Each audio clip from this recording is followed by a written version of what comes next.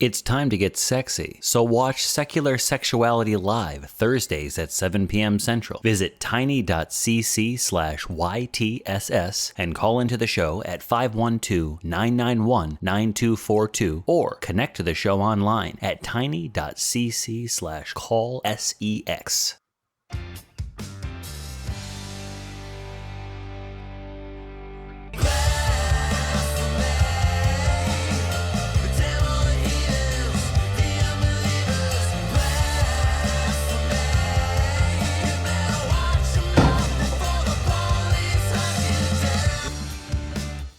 Hello and welcome back to another episode of The Non-Profits, the show where we discuss news and topics of the day from a skeptical, humanist perspective.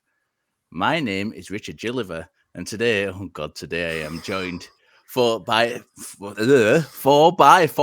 we have the first ever all-British episode. And I am joined by some amazing guests today that I've handpicked for this, and I'm very excited about doing. First, we've got someone I've known for about 20 years in real life, and that is Richard Firth-Godbe here. He's a man of many, many, many, many talents. He's just produced a charity Christmas single for a Slade cover band. You don't get that every day. He is the author of a fantastic book called The Human History of Emotion, and he has just recently been made what if he just recently been made a professor? A distinguished professor, which puzzles distinguished professor. I mean, distinguished. They haven't met me, so that might explain it. Professor of what? Professor of Love. No, I'm a professor. I'm a professor of liberal arts and humanities at Waxen University in India. I'm not in India, but it's how academia works. So there you go. Yeah. My next guest, as you've probably already heard, the celestial majesty herself. She has her own red carpet wherever she goes, and she could actually be called two guests because there's always her and her ego in present. Phoebe, how are you? Good. Went to watch a football team play. They won. Yes. Hence the lovely, lovely shirt. You see, look, actual shirt, actual, shilling of actual football team here.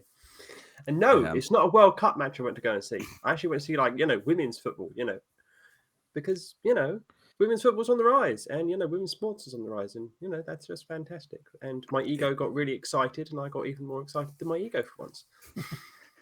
It says women's football is actually on the rise, and that's something I think we should talk about in a future episode because it is fantastic. Women's Champions League match of all things I went to go and see. Good. Yeah, I followed women's football for a long time. My best friend was a footballer, and I know quite a few lady footballers, and it is something well worth watching. Yeah. Enough about Phoebe. My next guest does not come with her own ego. She is, in fact, just a bean. Emma Thorne, how are you? Hello, I'm all right. That's. I was expecting a little bit more than that from Emma. There we go. I'm sure we'll hear. I'm overwhelmed by football talk. As soon as football talk starts, I go blank inside. I don't understand sports ball, but I'm really happy for you and the sports team, Phoebe. Right, this show is a product of the Atheist Community of Austin, a 501c3 non-profit organization dedicated to promoting atheism, critical thinking, secular humanism, and the separation of religion and government.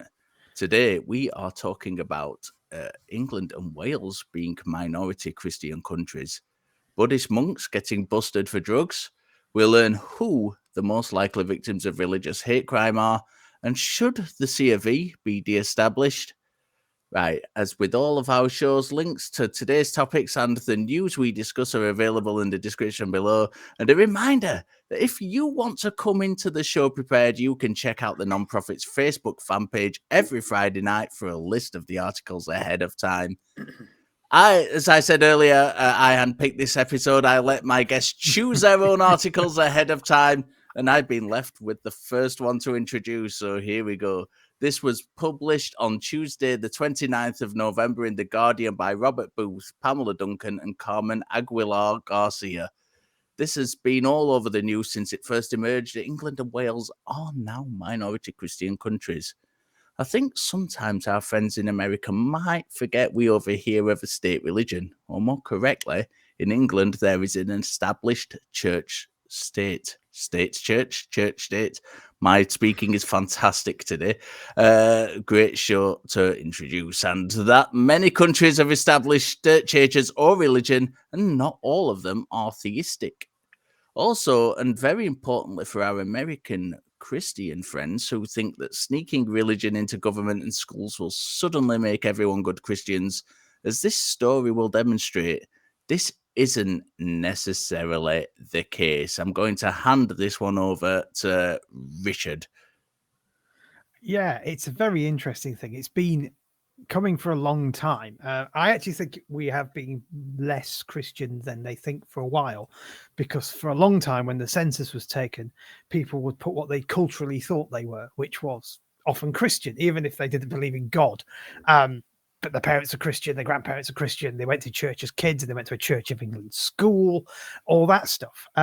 So it's really not that surprising that we've got this finally, due to a lot of work from humanists in this country. People have been putting that they aren't religious, and it's the biggest group. Yay, it's great. Long may it continue. And just the irony of us having a state church, church, state church religion, and being irreligious, I think is fantastic, is palpable. And we are technically a theocracy, and yet none of us believe in God, which is, we'll get to that later, and how that affects our government. But yeah, it's not a surprise, given the way the stats were going, and given the hard works of the head of Humanist UK, Andrew Copston, who spent the last decade, as far as I know, going, please put no religion in your census. So yeah, fantastic. Phoebe.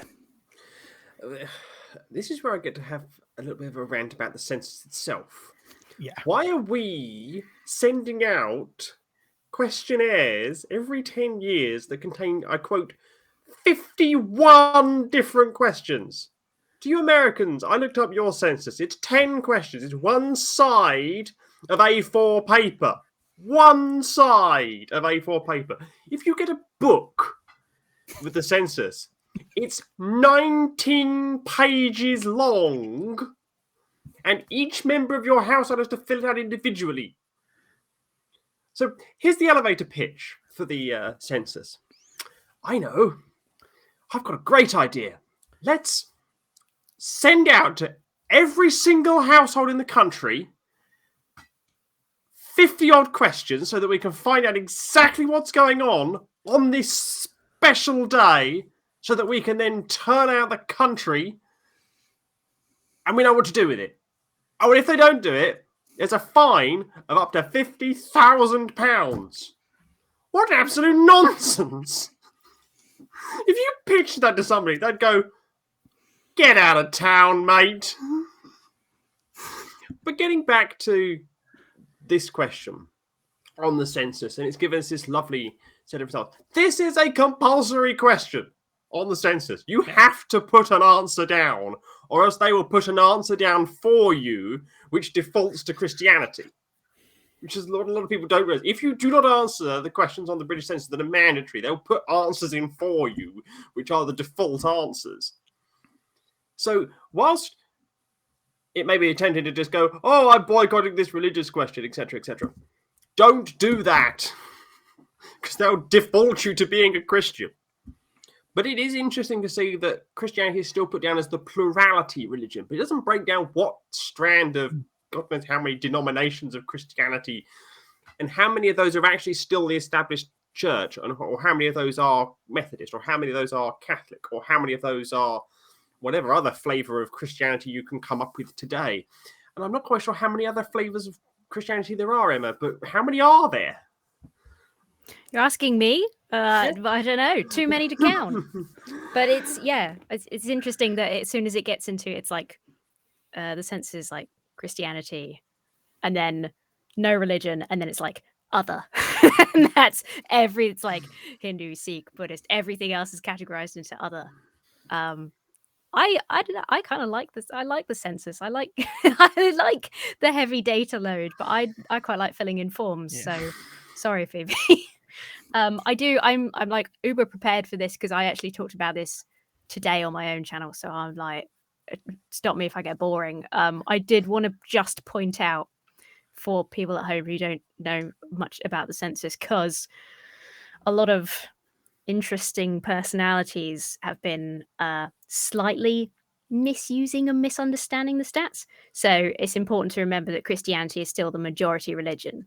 We have a minority majority, It's so a less than plurality. 50% and plurality. I can't even say A plurality. plurality. Yeah.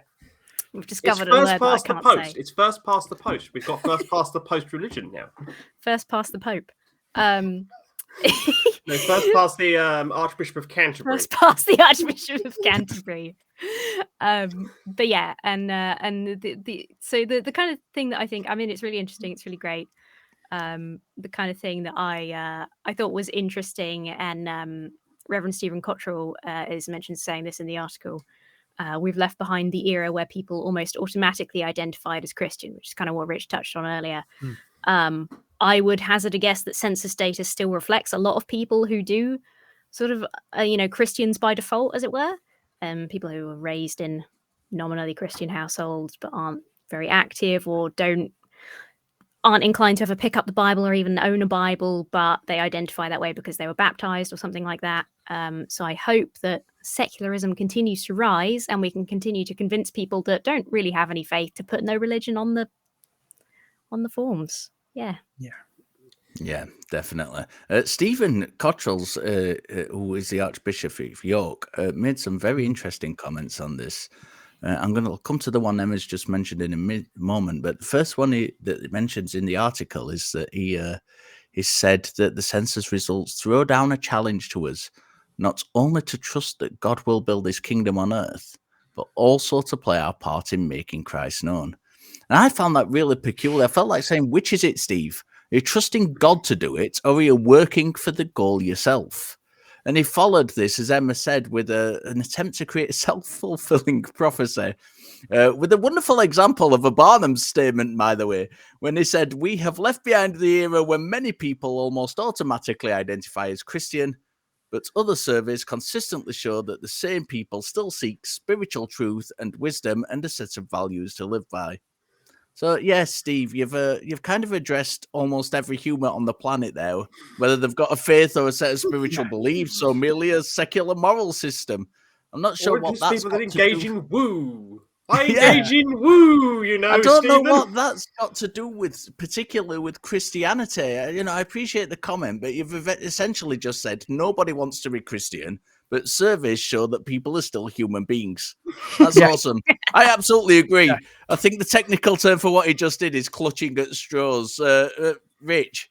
Yeah, I actually think what I love about that sentence is it's a tacit admission that you don't need religion to be moral. He's actually said, I've shocked people. He's actually gone and said it. And he's right. He's absolutely right. You don't need religion to be moral at all. The spiritual bit confuses me. I still don't quite know what that means. I mean, I've had some damn fine chocolate cake and got close. But other than that, I'm not sure what spiritual is. So are people seeking spiritual, or are they just seeking happiness, calmness, a good life? Is that what that is? What's spiritual? Phoebe, what's spiritual? Bloody hell do I know? Was it the best sex I've ever had? That might be spiritual. I might have found like an upper plateau on this. Well, I definitely didn't find spirituality at my bar mitzvah. I definitely didn't find it there. I thought at the match earlier you may have experienced something like it. You could the match was a bit dull. What I will say is I did come across a spiritual football experience on the 30th of July this year at Wembley Stadium when England beat Germany 2-1 in the Women's Euros final. I did come close there, especially because I had my Scottish friend who came with me and refused to wear an England shirt, so I bought her a Germany shirt and went, you will support a team. But the other thing that this is missing here in the data, when you actually drill down into the data, is that other religions that aren't Christianity are getting bigger. Islam, Judaism, Hinduism, Sikhism, they are growing. They have gone up in numbers. It's only really Christianity that has gone and has shrunk. Whereas if you look at the numbers of Jews in the UK, the number of Muslims in the UK, those numbers have gone up. So it's not a case of people necessarily becoming less religious. It's people becoming more aware of saying, this is my religion. I can say this is my religion. And then saying, well, actually, I have no religion, and I'm happy to say I've got no religion. But the biggest drop in the number of in religious identification in the UK is unfortunately Jedis. They have dropped off entirely. And I know that will be a real disappointment to Emma. So, Emma, are you still a Jedi, or have you ever been a Jedi? I've never been a Jedi. I've got a book about the Jedi, the real religion. I think I've also got a book comparing the Jedi to Christianity, written by a Christian. Because those are the sort of books that line my shelves. Because that's the Christian thing to do. Just compare, George Lucas creations to, creations 2,000 years ago. You right? joke. It's been done.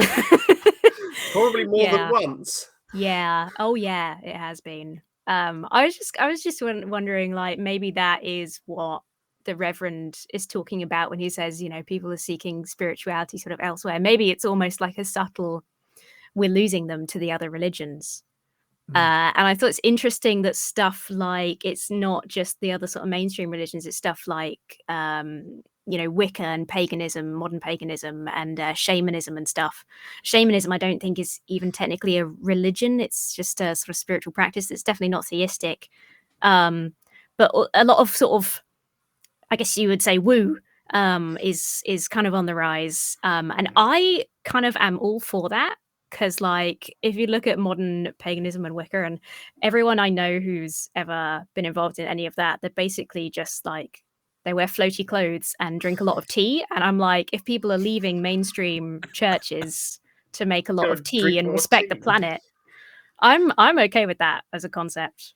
The real question is, what's in their tea? What is in their tea? That's what I want to know. Because if they're getting if they're getting some floaty hedonistic experience from their tea, maybe I want some of that tea. In the 60s, they actually used to have tea parties where they put sugar in the tea to hide the taste of LSD. So that's a sure sign of something fun going along if someone's taking sugar in the tea, as far as I'm concerned. I want to slightly push back against Emma a little bit there. I think that the census doesn't give us information on supernatural beliefs in general, and it just meant that we have less Christians. And I think I've mentioned this before, that people being less Christian or coming out of Christianity doesn't mean necessarily that they've got rid of supernatural views. And I think, some of these things are non-theistic, some of them are non-supernatural, but there are also those that do have supernatural ideas in them, and I'm sure every member of this panel will probably know lots and lots of people that believe in ghosts and other things like that. And just because you don't have a religion, it doesn't mean that people don't have supernatural ideas and things. And I think that's something that when I've seen this covered, and especially when I've seen this covered by kind of atheist or humanist sources, I've seen people shouting this headline from the rooftops that, not Britain, that England and Wales is now a minority Christian religion and countries. And I think it's a mistake to get too excited by this, because people do still have supernatural beliefs. People still do have supernatural ideas, and we've still got a long way to go. And religion in and of itself is not the only enemy of critical thinking and skepticism. Traditional religious belief declining where it is, because it's not everywhere, does not mean that these people have given up religious or spiritual ideas altogether. There are lots of other articles that I will try and get linked in the description below that demonstrate this. And there was one where a Dr. Heidi Campbell, professor in religious studies at Texas A&M University, told us that one of the largest percentage increases comes from groups that are spiritual but not affiliated with a specific religious community. And the same article suggests that declining church membership is happening alongside a growing number of conspiracy thinking and conspiracy theories. So we do have something to celebrate here. But the outstanding victory I think we can take from this is the decrease in an institutional level in Christianity. And I think we might talk about that a little bit further. But if Rich wants to go next and respond to that. Just very quickly, I was going to say, I spent half my life in the entertainment industry and I work with dancers. And every single one of them, one of the first questions they ask when they meet me is, what star sign are you? To which I usually say, I'm a skepticon, which they don't like very much. But yeah, it's everywhere in my world, everywhere. And most of them don't believe in God, but they do believe in Taurus.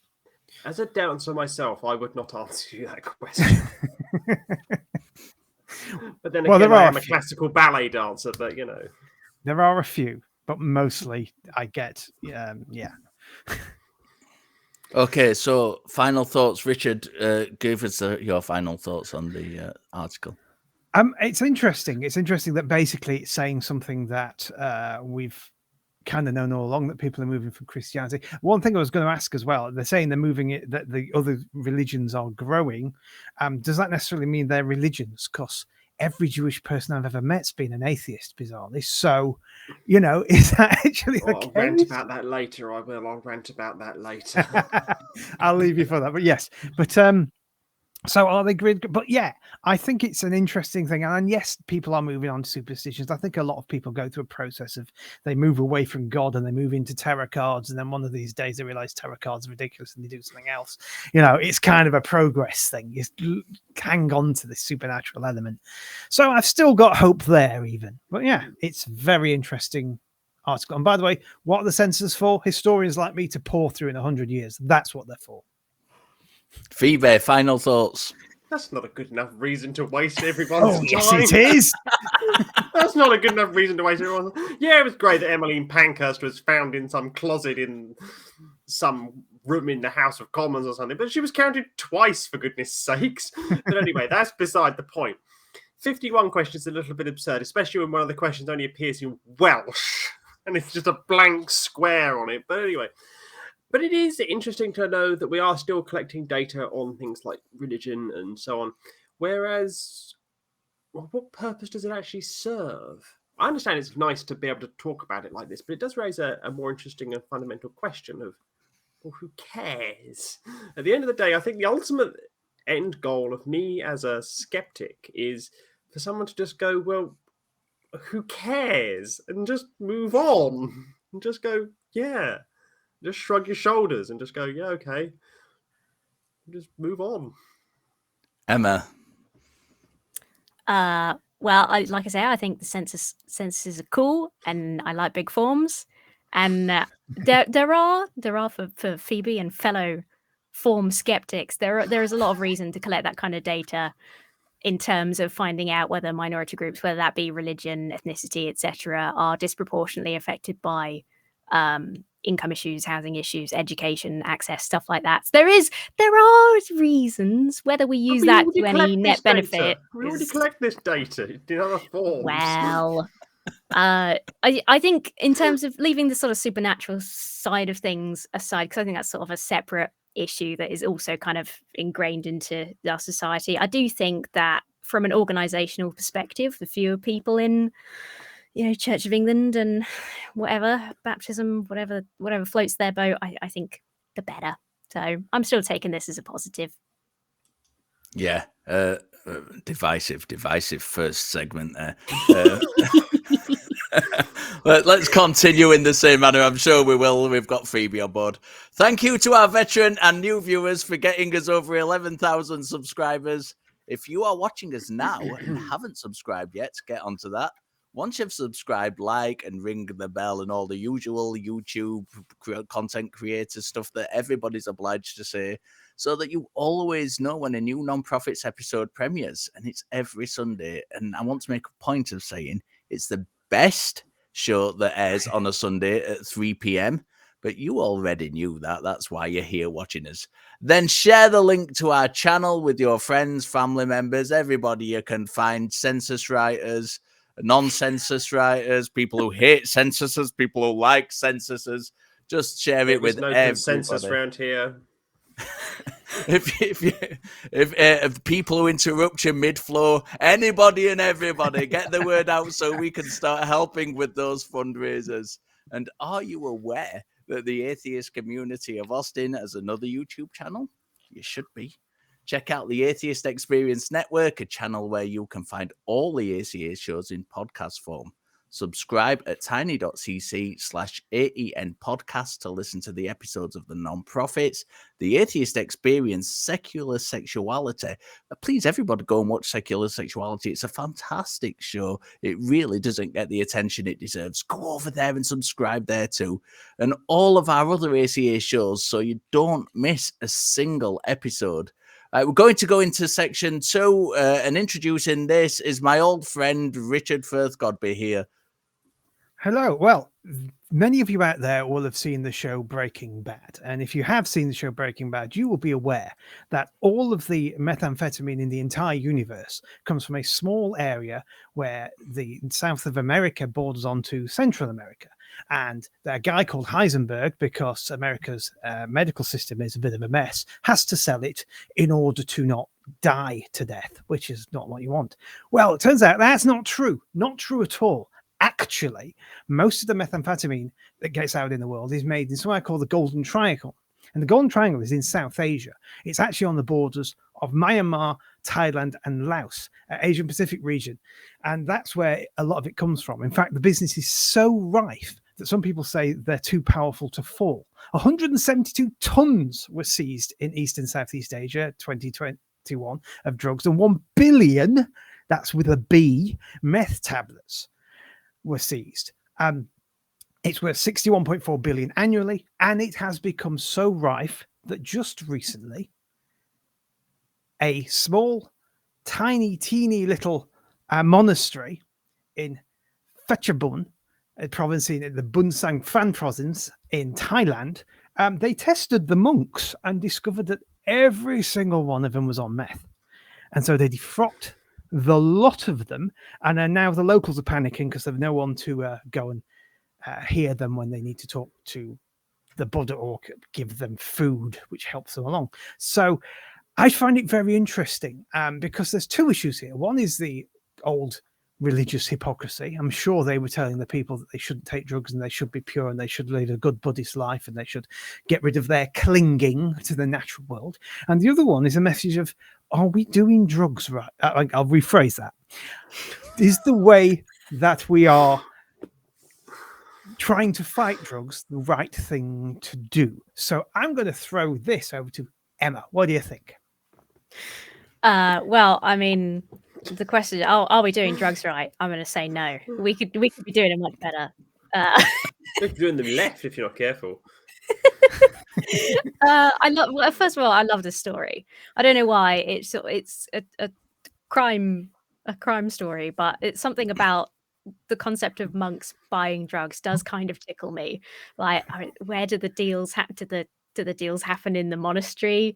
Like, who's conducting them? Are they snuck in like baskets of food donations that people give to the monastery? Do they get like the new young monks to do the deals, or is it like somebody else's responsibility who's more sort of wise? It tickles me.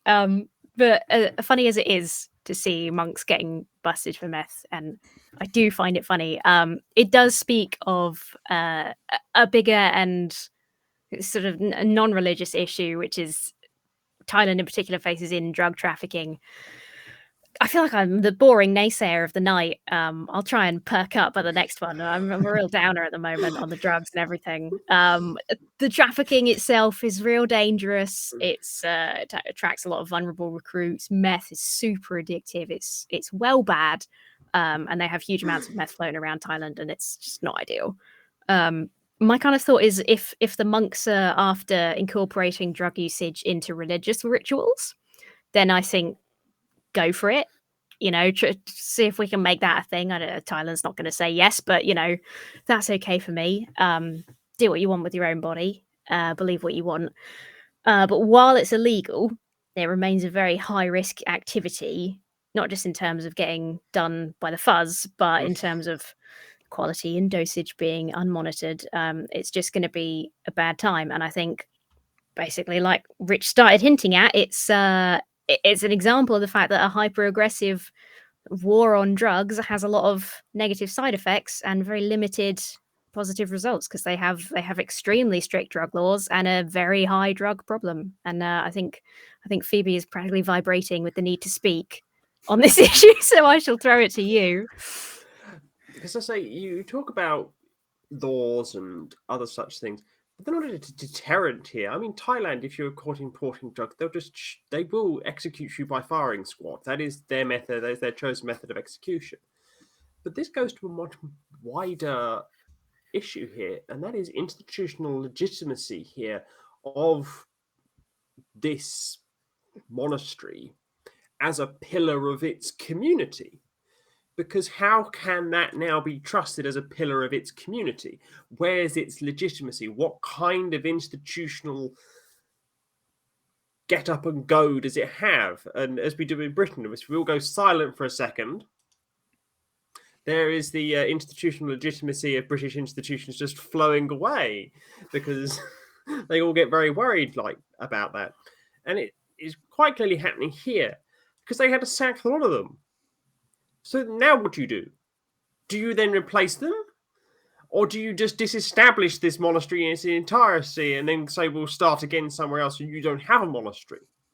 So you have to go to the base level fundamentals here. Is this in line with monastic teaching? Clearly not. B, what is the punishment for this? Well, Thai law is very strict. So monastic law has said, get out. And now you're left with just a building and some quite unfortunate animals that are just left going, well, what are we doing here? And it's almost as if the monks have got to the point of a lot of religions in the West, such as Christian religions, where they have thought that they're outside the rules and out above the law. Because we've had child sex abuse scandals, we've had fraud scandals, and we've had all kinds of things like the world. Just look at televangelists in America. And it just strikes me that these individuals are part of a much wider institutional rot where people think they can just take the fucking piss and get away with it. And that's where we need to start drawing the line here. What is and is not acceptable in these institutions? And where do we go from here? I mean, Mr. Gilliver, what would you do? Well, I think I can answer a couple of your questions. That's what I can do. I think I know a little bit about Thai Buddhism, by the way. I know a little bit about Buddhism in general, but I've spent a lot of time around Thai monks and Thai monasteries. So the reverence given to Buddhist monks in Thailand is something that we are unaccustomed to, and I think would find alien. You've mentioned a couple of scandals there, Phoebe, and I think in certain areas of Thai Buddhism they are rife. So I want to talk a little bit about Thai Buddhism itself and the underlying factors which may not be present in a lot of these stories. Certainly, I've read a lot of articles on this story, and I've not seen anything that talk about the underlying factors. So that's what I'm going to do here for a little bit. Monks in Thailand get free public travel, seating priority on transport, for example. So here we're in our country, where you might get elderly and disabled people having priority seating. Those people will move so monks can sit down on public transport. They are expected to move so a monk can sit down on public transport. There are no such thing as Thai Buddhist nuns. They don't exist. The closest there is to Thailand is what's called Mai Jis. and they are lay women who are in a twilight world between society and the religious life. They don't receive any financial support that the monastic community receives at all. They do it purely for the love of the thing, for their religion, and they're just the nobody. They're less than nobody. They're not even considered part of society. And another thing to consider is that some boys going into ordination are thrown lavish parties that are huge social events. And occasionally, if a family cannot afford to throw these parties, this happens mostly in the north of the country. The boys' sisters are, the phrase is sent to Bangkok, which means they're sold or loaned to pay off the debt of their brother's ordination celebration. And this includes being sold into sex work. I've visited many Thai-based Buddhist monasteries in Britain, and the reverence given by the Thai lay community, especially the women, to the monastic community is huge. This isn't just done by the poorer sections of society. On one visit, I met a senior monk who had been gifted his robes by the King of Thailand. These monks have real reverence. And where the story tells us that the monks may have been expelled from the monastery, I would be very, very surprised if serious charges were brought against them. I think it's more like what happens in the Catholic Church abuse scandals, where the abusers are quietly moved on somewhere else. That was a suggestion that Phoebe made earlier, and I think that is probably what will happen in this case. The Vinaya, which is the Buddhist monastic code, which has 227 rules for monks and 311 for nuns, contains 4 parajika, and that's a Pali word that means roughly that which generates loss. In other words, you can be disrobed for these offences. These are having sexual intercourse, stealing, committing murder, claiming attainment of mental concentration that has not been achieved. And clearly getting whacked off your tits on meth is not included in these 4 offences. So I'd suggest, like the Catholic priests who commit sexual offences, they'll just be shuffled somewhere else without a significant punishment. Richard? Yeah, you notice in these reports slid in there is they've been sent to rehab. And I think that's rehab means another monastery to sit and meditate hard until they realize they need more meth because it's very addictive and you can't just stop it like that. They're very bored. Yeah, and it's very interesting. Thai Buddhism is very interesting because we live in a world where we know about Christianity. We know these forms of Christianity that seem to have wandered a long way from the source, but like Jesus, if you read the Bible, probably wouldn't have owned a Rolls Royce and a private jet if it was around today. So they move on. But it's not just Christianity. This kind of Buddhism is so far away from what Siddhartha originally said Buddhism was. The Buddha himself would have been like, what are you doing? What's this gold about? What are these fine robes about? You miss the point. It's about having everything in moderation and trying to balance everything calmly and meditating and reaching nirvana. It's not getting whacked off your tits. That's certainly not what it's about. Zen Buddhists, they might have gone down with it because Zen did quite a little bit of LSD at one point in history, but they thought it helped attain nirvana, and it probably did. But yeah, it is so far away from the source. It fascinates me that they are so revered and so well liked, and that by the sounds of it, and again, it's only kind of mentioned in these reports, but the village seems to have freaked out. Like, what are we going to do? Who's going to take our offerings now? How are we going to achieve anything like nirvana? How are we going to come close? How are our sons ever going to become monks because we've given you the right amount of offerings so that they have become Buddha-like and can be robed? It is fascinating to me. I've got a soft spot for Buddhism. I sometimes describe myself as a secular Buddhist, but this isn't anything I recognize.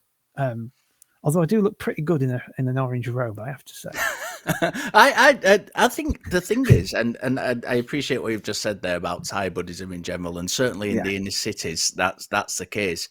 I do think there are certain traditions in Thailand which are very, very close to the original source material, and Thai Buddhism in general does follow the Theravada, which is the oldest form of Buddhism we have, and certainly a lot of Thai traditions, which don't go around getting whacked off the tits, do follow very closely what is contained in the Tipitaka, which is the canon of Buddhism. So I think it's one of those weird countries where you kind of get places which are really close to the source material, and then you go to the kind of inner city areas and everybody's just like living as though they're partying with the tourists. And it's just, there is some real institutional problems in Thailand regards to Buddhism, and I think that a lot of that is due to the reverence that is given to, they are given so much reverence. I mean, as I said earlier, we would find it completely alien in this country if we gave the reverence to kind of vicars the Thais give to the Buddhist monks. We would live in a completely different world. Phoebe? I think there's enough cucumber sandwiches in the world to give that much reverence to a vicar. It's the tea again. Here's the question: do you cut the crusts off for them or not? But what this does raise is a much wider point, and that is, well, why is reverence given to them in the first place? Why have these institutions in Britain with the Church of England, in Nepal as it was with Hinduism, and in Thailand with Buddhism? I say Nepal was because they had a revolution which eliminated Hinduism as the state religion. But it is very intriguing how these positions of establishment authority come pretty much with no real grounding to them. Like a bad fiat currency out of Zimbabwe that's just hyperinflating itself out of existence. Are these institutions in danger of becoming so far removed from the source material, as Mr. Godbe here actually stated, that they're actually in danger of just becoming, well, people almost the bad meme of the Chinese restaurant on the river where you look behind you and you see that it's absolute bullshit? Is that what we're in danger of doing here? Are we in danger of wrapping our heads so far around the corner of these things and seeing that there's actually nothing behind them anymore, and they've actually just become these institutions which are self-sustaining themselves? And this is where we are getting to the point at. They keep on saying we're doing the good preaching work, etc., etc., but it does seem to be very self-serving in a lot of cases. And I think this is just another example from another part of the world of people taking liberties with other people's beliefs and other people's generosity and going, it's the easy life for me. I don't need to do anything. I'm pretty sure Emma wants an easy life like that, but she's chosen something else, haven't you? It's my retirement plan. No, but I would even say, I guess it's a matter of sort of opinion and perspective. I'd even say we're not close to that point. We have flown past it in many places and situations. There are just institutions that exist for the purpose of perpetuating themselves so that they can benefit from existing, you know? And it's almost, you could almost lead into a discussion about, you know, the sort of the spiritual side of the idea of celebrity, you know, and from whatever religion to the other, whether it's about a god or a pantheon, or it's about, you know, oneness and all things being equal. In none of these cases does it make any sense to give reverence to certain human beings and to say that they deserve more than anyone else and that they should get away with more than anyone else, because we're all supposed to be equal. That's sort of the fundamental thing in all of these religions. So I think it's hard to do because these things happen slowly. Like it's weird for us to look at Thailand and go like, well, give them a seat on the bus. That's really weird. But those things happen so gradually that it becomes completely normal. So it's hard to do, but it's important to look at those things and say, okay, does this actually serve some sort of spiritual purpose, or are we just giving to people who might not deserve it? Yeah, I think in Buddhism in general, the kind of there's a symbiotic relationship between the lay community and the monastic community, and it's always been that way.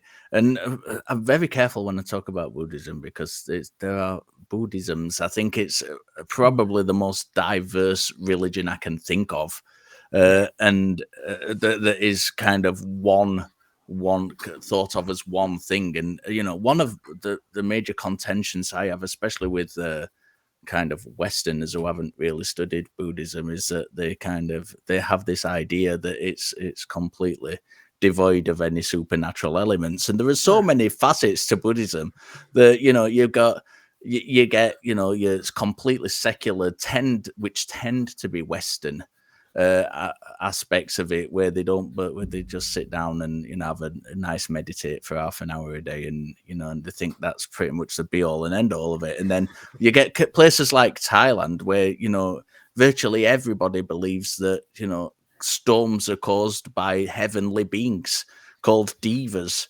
And if ever, as I said, I've been to many Thai monasteries, and I've literally been at Thai monasteries where storms have been going off, and the kind of lay community have been stood around looking up above trees, because that's where they believe the devas congregate to start these storms, and they're trying to spot these devas. This actually happens. It's Buddhism is a very, very wide-ranging, faceted religion, which is fascinating to study. Phoebe, it does remind me. I saw one of those around the world BBC fly on the wall Michael Palin things, and he met the Dalai Lama. And he showed you this thing of all these Western tourists going, "Oh yes, how lovely, how wonderful, etc." It was like, "Oh, okay, I just met another bloke." But when the locals were there, it's like, oh. There was so much reverence for the man compared to the tourists who had been there, that it was a demonstration of exactly what you're saying.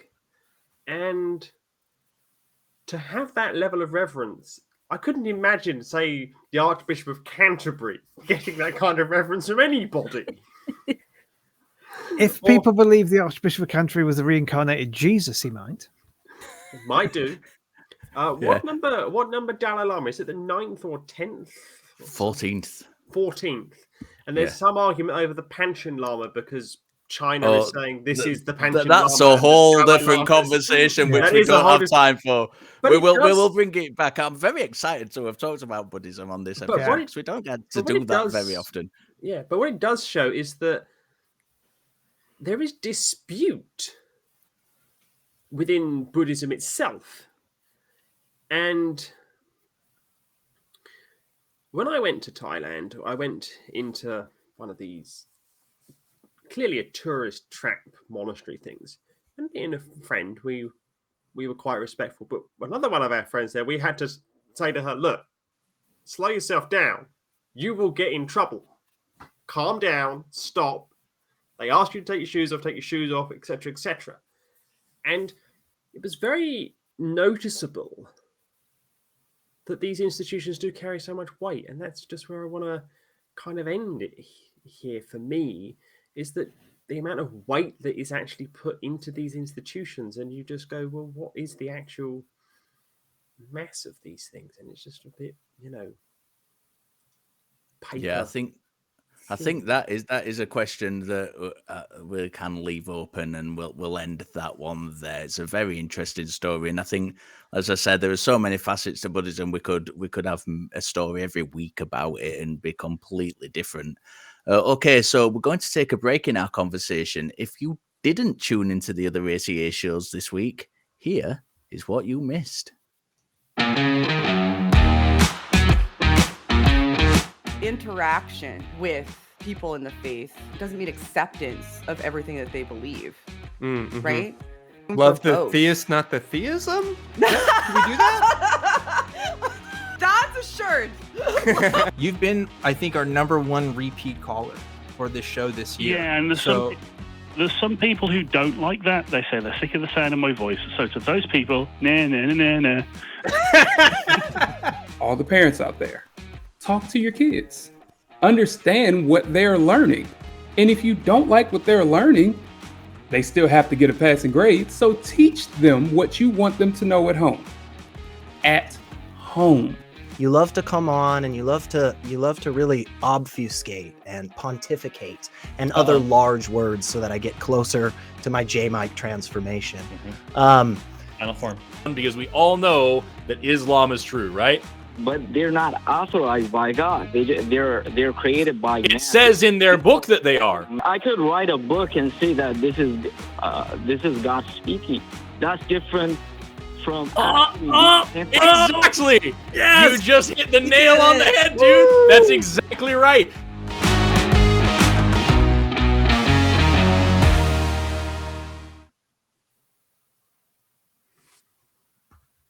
If you can arrange to be in the Austin area between December 15th and 18th, consider joining us in the studio audience at the ACA Free Thought Library for live broadcasts of Secular Sexuality, Truth Wanted, Talk Heathen, and the Atheist Experience. Doors open at 6 p.m. on Thursday and Friday and noon on Sunday. Parking is where you can find a legal spot, and after the lot is full. If you can't make it there this month, we will continue to broadcast live from the library the last week of each month. So keep watching this show or our website at atheist-community.org for news and information as we expand our in-studio offerings in the near future. Right, we're going to go in segment 3, and Phoebe is going to take us in. So we're now going to be talking about hate crimes. No, this is not my hate of crime. This is the crimes motivated by hate towards individuals. So this is an Al Jazeera article based on the UK government official statistics. And it has shown a marked increase in the number of individuals who are either Muslims or Jews who are experiencing hate crimes. So whilst hate crimes themselves have gone up, 26% of these have disproportionately affected these two religious groups. And what strikes me, particularly with the segment we had earlier, is that just how small a population these are. So it's a very disproportionate increase, and the article clearly reflects that. So it's a very interesting way of actually looking at things as we go through just how a minority within a religious group is actually disproportionately affected by hate crimes in this country. And yeah, it's a very worrying trend as somebody who is ethnically Jewish but is not religiously Jewish and has been a victim of anti-Semitism myself. So Richard Gilliver, what have you got to say on this? Well, I have got very thrown off. Just bear with me a second.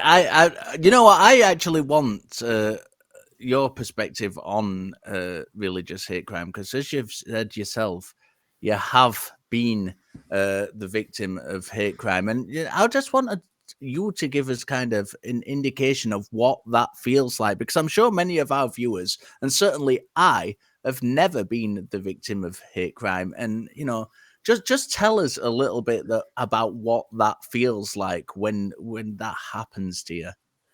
It's an experience that you are no longer seen as a human. You're not actually seen as another human. You are boiled down to your individual characteristic. And I mean, I may be ethnically Jewish, and I get very annoyed sometimes when I see what is clearly an ethnically related crime classified as a religious crime, because you have, in the census itself, it explicitly says that Sikhs and Jews are ethnic groups as well as religious groups. So there needs some conflation of the two, which does quite annoy me. But there is a dehumanization when you are attacked simply for existing. And I mean, I've been attacked for 2 characteristics. And it is really quite dehumanizing and degrading. And it is really horrendous to have not just you attacked because they don't like you, but they have a genuine set of beliefs about you just because you happen to have a certain characteristic. And I mean, there were anti-Semitic slurs thrown at me, and I mean, I was physically attacked, and it was not a very nice experience at all. Simply because I was in the wrong part of the wrong place at the wrong time, just existing and having a lot of extras thrown at me. And I mean, yeah, it's just quite demoralizing as well, because you also feel excluded from society when it's actually happening to you, because you don't feel as if that you actually belong almost. And yeah, Yeah, it's just that, awful.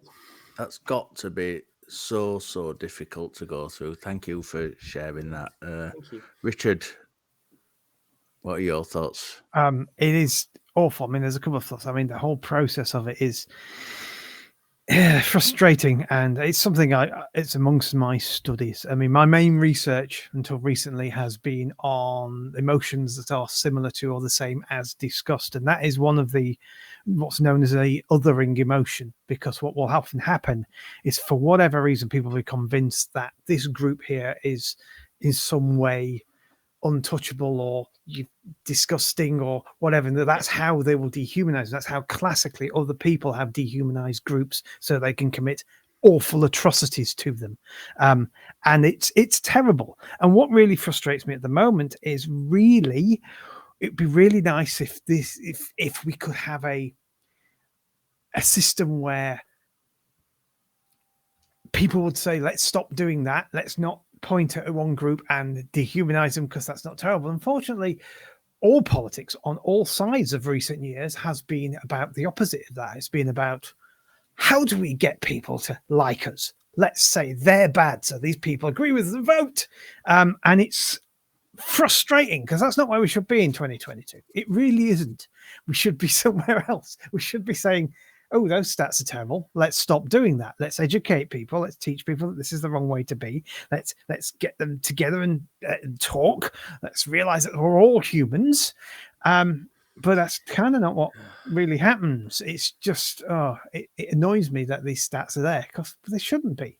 When I was growing up as a lad in Sheffield in the 80s, I thought that by now we'd be past this crap, but we're not. And that's really still depressing. Pandering to our friendly neighbourhood fascists. I mean, it's still going on. I mean, that's what politicians are guilty of. They are guilty of pandering to your friendly neighbourhood fascist who's going to put a mark on the ballot paper. And that's all a lot of politicians seem to be doing, particularly in this country.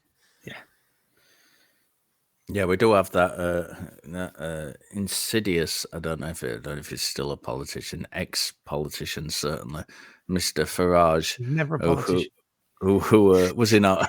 Is a he is responsible, and his ilk are responsible for so much hatred being spread in this country. Absolutely unnecessarily. Emma. Well, it's interesting you bring up Farage, because I was just talking about him today, because he was spreading misinformation about the census results that we've been talking about. In part of his, his complaints that the UK is becoming less white and less white British, and that is damaging to our culture in some way. So yeah, it's a large problem. I think the most depressing thing for me is that I read the article and looked at the statistics and was like, it's not. Is anyone surprised? It's just not surprising that this hate crime continues to rise. And I know a little bit more just because of sort of researching and talking to people about Islamophobia, particularly, which per British history in the classic way is basically just a minor extension of just racism. And there's a lot of interesting discussion in the ex-Muslim community over whether it should be called Islamophobia or what should be identified as racism. And I guess Phoebe touched on the sort of ethnic versus religious hate crime earlier. But it's been rife for a hot minute. There's a couple of Labour MPs that I follow. Zara Sultana started sharing last year the abusive emails that she got. There's a lot of there's a couple of female Muslim MPs. There seems to be a lot of misogyny, interestingly, packed into Islamophobia. The mayor of London, Sadiq Khan, I see somebody on the internet tell him to go home about once every day, and he's from South London, so I don't know where he's supposed to go. Not very far for him to go. No. The wrong side of London, but that's a conversation for another day. I had a conversation a while back with an ex-Muslim, atheist activist, Secular Spirit, and we kind of talked about Islamophobia and criticizing Islam, and the conclusion that I've come to from reading and watching videos and things about this sort of topic, this kind of brand of hate, is that it's got more far-reaching effects even than just the people that are targeted. It makes it harder, say Islamophobia makes it harder for former Muslims to speak out. It provides an excuse for your everyday bigot to attack just immigrants and be openly racist. And my issue, I think my sort of core issue, is something that, again, Phoebe sort of touched on, is this kind of exponential rise in far right and alt-right ideas that we just accept. And by we, I mean sort of the mainstream media and politics. We just accept because those people do also tick boxes and vote and things like that. Out and out hate groups are on the rise. White nationalism is perking up again. Like I talked about Nigel Farage talking about how white people are a minority in all these cities, which isn't true anyway, but also who actually cares. What difference does it make, even if they are? There was an MP who jumped in, and there was an MP called Sajid Javid who jumped in and said, "And so what?" Yeah. Which should be the correct response to that statement in every case. The problem is that those groups and those personalities, those far right kind of personalities, have been using "the Muslims are taking over" or whatever as a talking point for so long that they need it.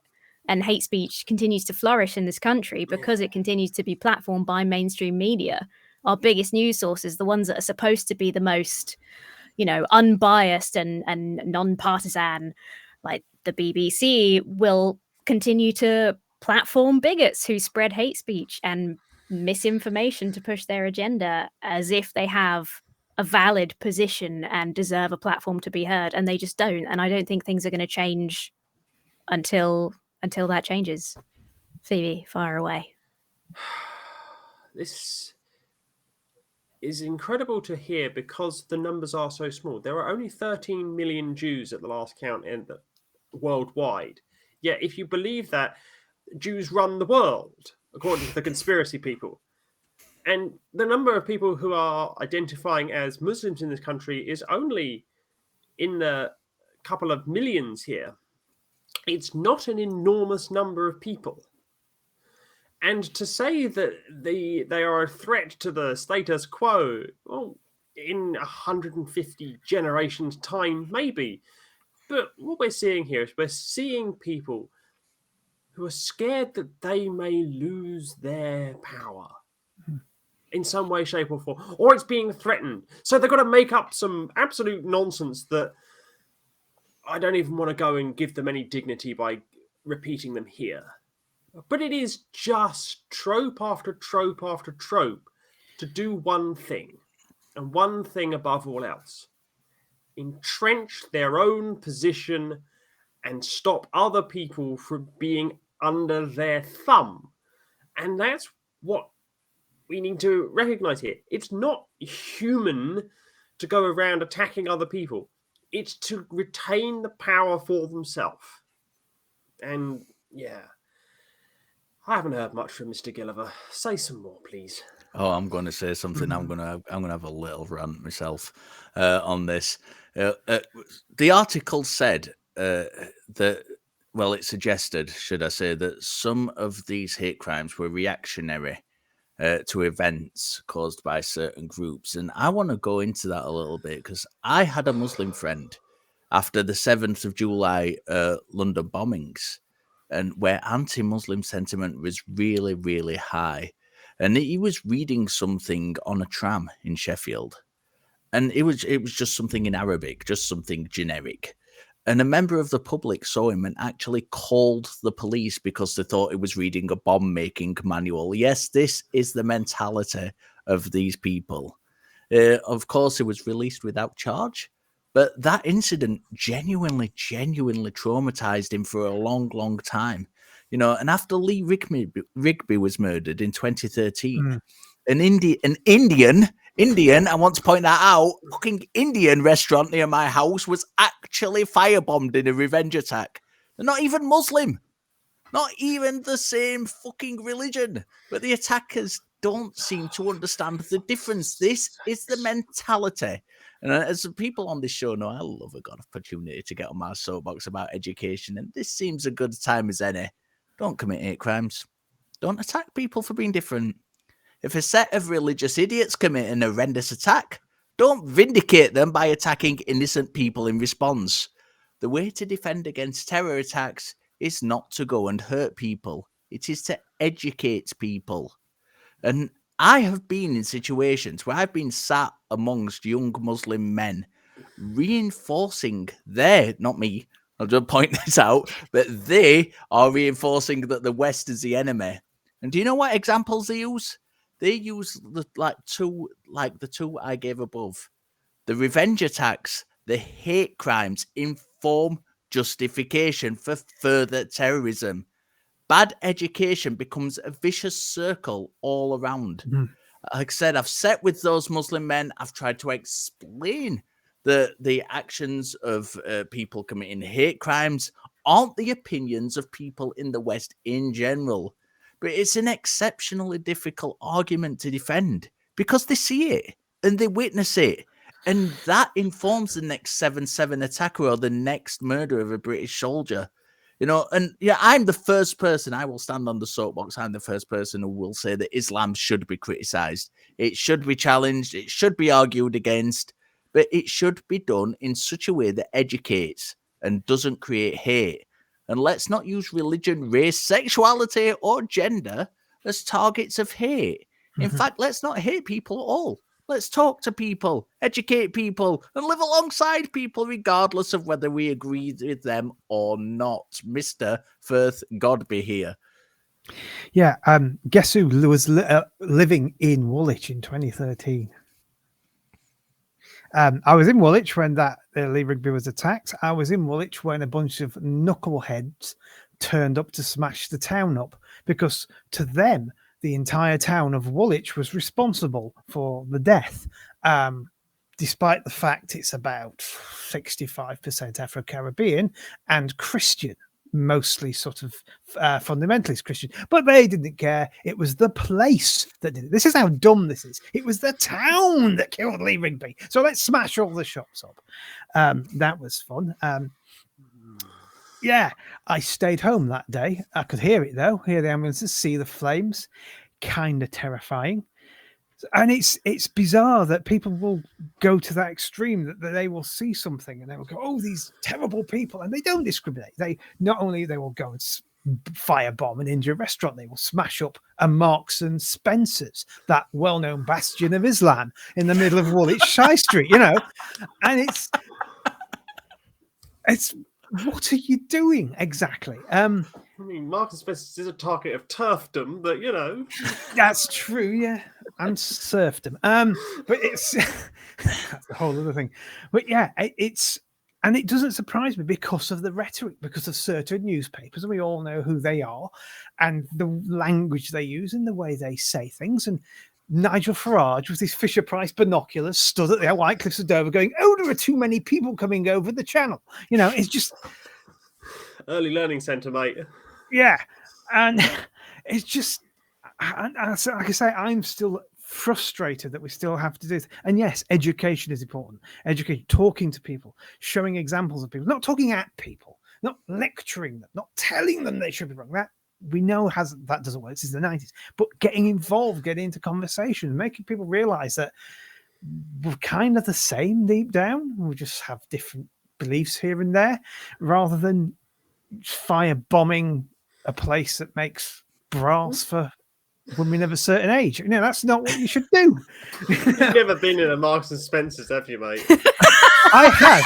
I'll have you know. I often go in there for Why are you brass going to for women brass of a certain age. Why are you buying brass from Marks and Spencer's, mate? Are you trying to tell I us could something? stand up and you'd know, but I'm not going to. Okay, come on. Let's rein it in a bit. Let's give our final thoughts. Yes. Richard, as you were speaking, just give your final thoughts. My final thoughts are that it's not a shock at all that the numbers have gone up. There's something else. There's an elephant in this room that nobody likes to mention, and I won't. Let's just say it begins with bruh, that kind of made things a bit worse a few years back. And I can't see the current political climate getting much better anytime soon. And that's what kind of worries and irritates me. Yeah, Phoebe. Me? Yes, Dear. final thoughts. I just don't want to be a victim of a hate crime again. It's as simple as that. Just don't. Because I don't want to be a victim again.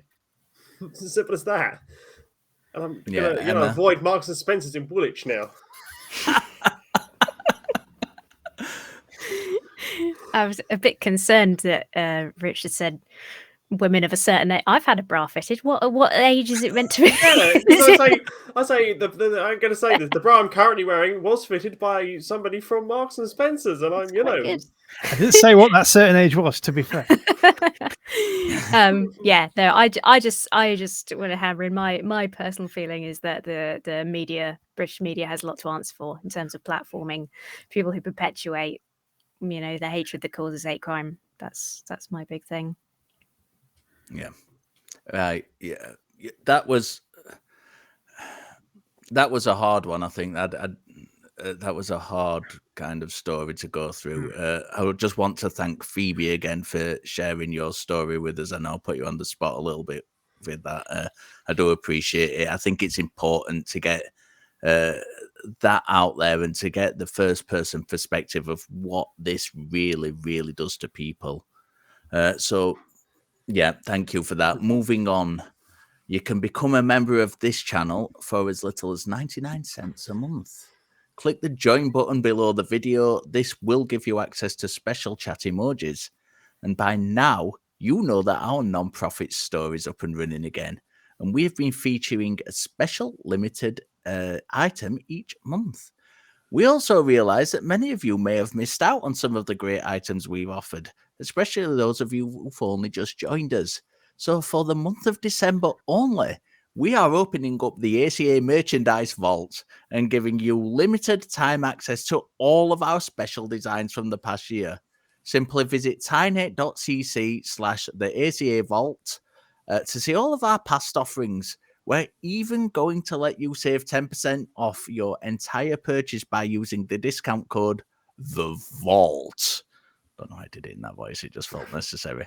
But remember, when the year ends, so does this special offer. We're going to go into our final segment now, and taking us in is Emma. All right. So this is kind of a continuation of where we were earlier on the old census results. This is in response to us now being a Christian minority, technically, 46% identifying as Christian. There have been calls, according to The Guardian, there have been calls to disestablish the Church of England. Now that technically the Church of England, or Christianity in general, Church of England would be even less, Christianity represents the minority of the country. Should we have, people are asking, a state church? I mean, it sounds preposterous, and this is a lot of how it's sort of, a lot of the opinions shared in the article. It's sort of preposterous that we've got to 2022 and we have a state religion that the king is the head of. It feels very medieval. Personally, this is I'm being the negative naysayer. I can't see it happening just yet. I'd love to disestablish the Church of England. Christianity is still, like I said earlier, it's a majority minority. It's still our majority religion by quite a way. But wouldn't it be lovely? We do have such our society in general is so much more secular than it used to be. And it is weird having such a secular society so tied to an official religion, and I'd be happy to do away with it. It's the things that this would sort of impact is things like schooling. It wouldn't have to be taught in schools. The Church of England gets, I think, 26 members at the House of Lords. Just things that are just no longer sort of necessary. I mean, when I was at school, I'm still annoyed in hindsight at the fact that when I was in school, Christianity was just an inferred part of it. Although the big statue of Jesus at my high school had the perfect spot in his elbow for getting a tennis ball stuck in it, and they got stuck there and decayed over many years, and that was quite funny. But yeah, I'm excited at the prospect. I can't see it happening anytime soon. Tell me your thoughts, Phoebe, on disestablishing the church. Well, we can't just disestablish the church in isolation. We have to disestablish the monarchy at the same time because they are so intertwined in this country. It's like the Pope being the head of the Church of Catholicism and the head of state of the Vatican City.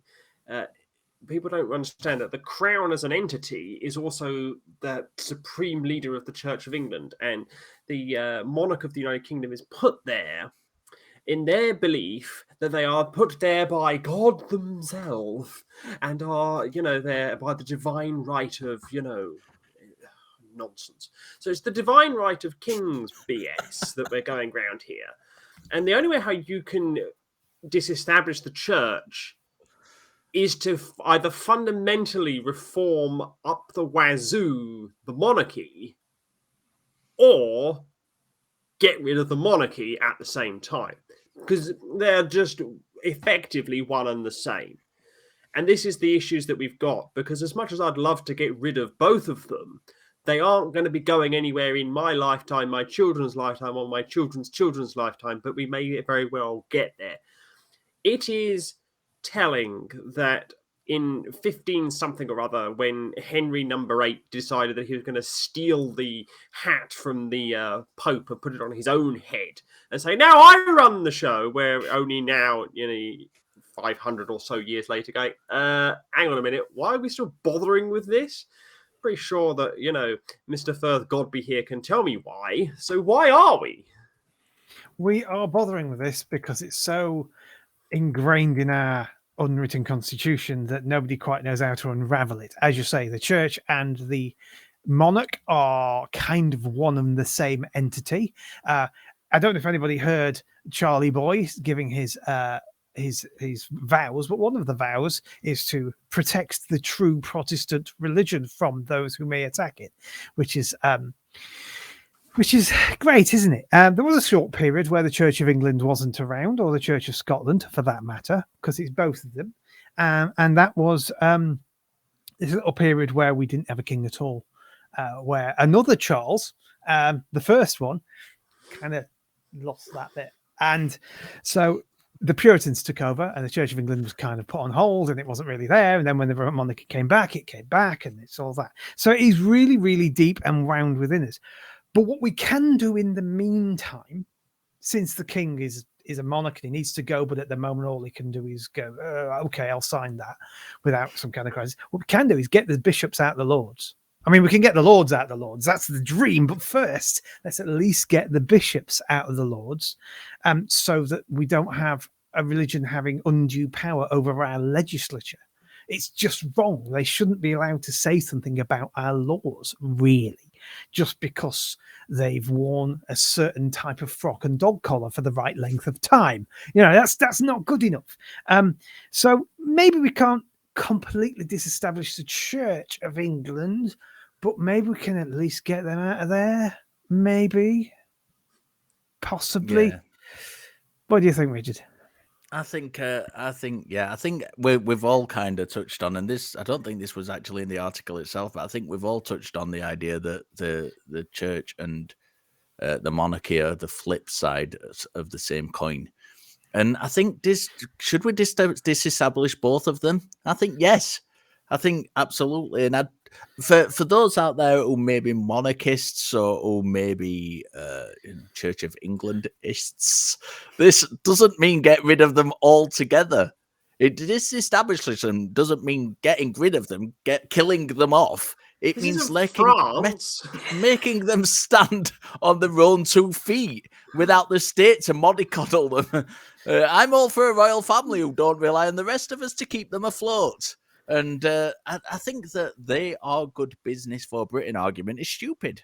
I just genuinely think it's stupid. If they're genuinely such good business, let them take advantage of their brand to pay the bills. We shouldn't be doing it for them. So disestablish the church. We can learn about prayer and the nativity story, and all of that without being forced to do so at school. I don't even know if they still do it at school. I should know because my wife is a teacher, but I've got no idea. Let the Church of England compete on an even playing field with the other religions. Never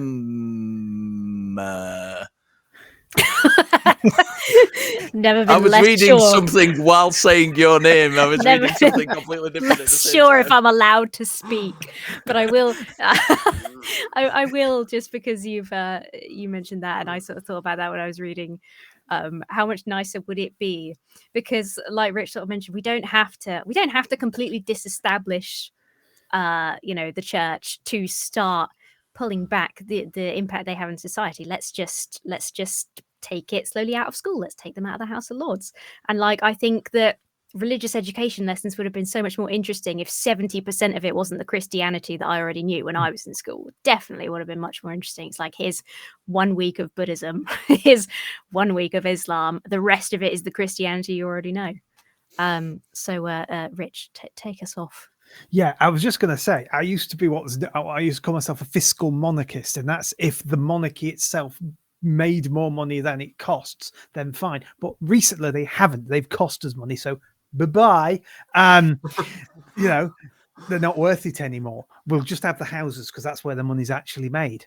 Yeah, and you're right again. The RE again, back to the fine Mr. Copson of UK Humanists, who has also been trying to get humanism into RE classes, as tough as it is, because it should be a discussion of all faiths and none a religious education class. It shouldn't be anything else. I mean, most theology departments, I know the one at Cambridge, for example, is mostly atheists trying to work out when secularism came from these days. So maybe RE should be a similar thing in schools. That's all I'm saying. Yeah, I think we're all on board with that. We've had some contention this show, but I think we're all on board with the final story. We come together against the monarchy. We come together against the monarchy. What a fitting place to end. Haven't we? We've been very British with each other. so to everyone else out there, this is how Brits really behave. Yeah. When I was a kid, I was a scout, and then one day I realised that my vow was to God and the Queen, and thought, "Hang on a minute, oops." So Oops. The things you think about when you're stuck in a tent for a long night. Join our fan social media outlets. You can find most of the non-profit hosts on the atheist community of Discord by going to tiny.cc/ACD Discord and on Facebook at tiny.cc/FBNP. If you would like to support the show, you can do so by becoming a patron at Patreon. What is the address? At tiny.cc/PatreonNP. If you find yourself already shopping at Amazon, support the atheist community of Austin by shopping at smile.amazon.com and selecting the atheist community of Austin as a beneficiary. Be sure to use the link to help out the ACA. We genuinely do appreciate it. We value your feedback. Tell us what you like and what you don't like in the comments. I'm sure the words Richard and Phoebe will be used in various contexts with that. To do that, you can email us at the non-profit at atheist atheist-community.org. Also, visit the Atheist Community of Austin's official website at atheist-community.org on the latest of what's been happening. And feel free to contact the ACA at TV at, you've guessed it, atheist-community.org. Okay, very, very, very, very quickly. Final thoughts for the whole show. Richard, go. We've had a theme, haven't we? The theme has been broadly that religion in the UK has changed quite a bit. The minority religions are getting more violent towards them, even though the majority religion has decreased in numbers to the others. And because of that, we need to get rid of the monarchy. And they said the Queen. It's still the Queen to me. Interspersed with a few high monks in the middle, which I always do like a high monk. That's what they should all be. But yeah, it's an interesting thread we've had running through, and it does give you a snapshot on where Britain is right now in the context of the ACA, people who've been watching this, that we are this sort of strange mixture of theocracy and massively secular that doesn't make any sense. And probably most Americans, particularly in the southern states, would look at it and go, what? But that's the way we are. That's the way we are, Phoebe. Down with the census, down with the Church of England, and down with the institutions, and down with the monarchy, and that's it. Fantastic. Emma. Phoebe sort of stolen my line. Yeah, the answer to basically everything we've had today is disestablish. Disestablish the church, disestablish the monasteries, disestablish the monarchy, disestablish the census. No, disestablish the meth. Disestablish the meth, and what a fine way to end the show. We are the Non-Profits. This has been the first ever all-British episode, and if you want more of these, let us know, and we will see what we can do. I've had an amazing time tonight. Thank you very much, guys, for joining me, and thank you all for watching, and we will see you next time.